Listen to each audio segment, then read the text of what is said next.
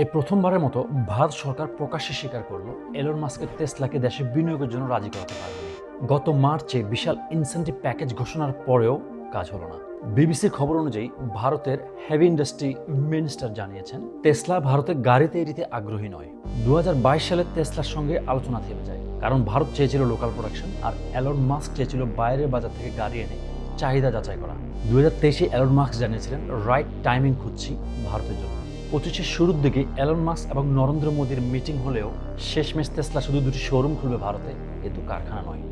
বিশেষজ্ঞদের মতে ভারতের ইবি মার্কেট এখনও পরিপক্ক নয়।